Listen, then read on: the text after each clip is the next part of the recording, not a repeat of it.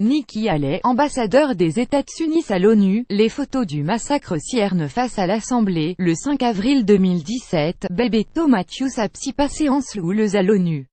Deux projets de résolution concurrents, américains et russes, visant à prolonger d'un an le mandat des experts internationaux enquêtant sur les attaques chimiques en Syrie ont été rejetés jeudi lors d'une réunion tendue au Conseil de sécurité des Nations Unies, plus grand que à lire aussi, l'ONU Statement paralysé par le veto russe. Le Japon a ensuite fait circuler un projet de résolution demandant une extension de 30 jours qui permettrait de trouver un compromis sur le sort de ce groupe d'enquêteurs, appelé JIM, qui regroupe des experts de l'ONU et de l'OIAC, Organisation pour l'interdiction des armes chimiques. Ce texte charge le secrétaire général de l'ONU Antonio Guterres de soumettre au Conseil dans 20 jours des propositions sur la structure et la méthodologie mise en place par le JIM.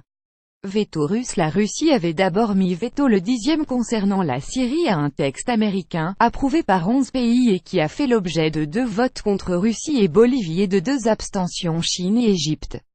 Lors d'un deuxième scrutin, le projet russe avait été rejeté, recueillant 4 votes pour, 7 contre et 4 abstentions. Il fallait une majorité de 9 voix pour faire adopter le texte sans veto d'un membre permanent.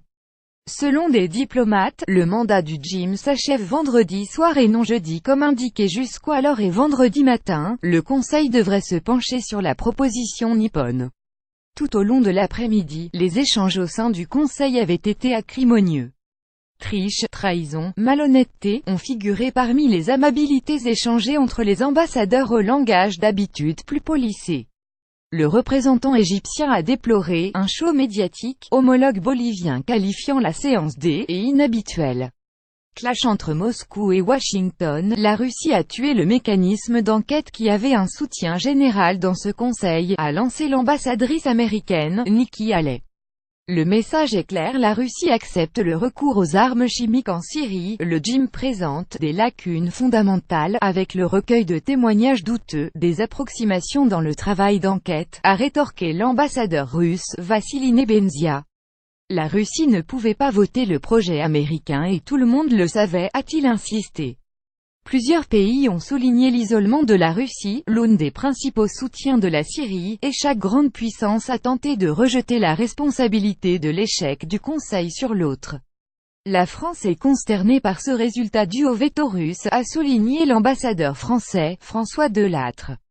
La Russie a échoué à promouvoir la paix en Syrie, en refusant d'être constructive, a abondé homologue britannique, Matthew Rycroft.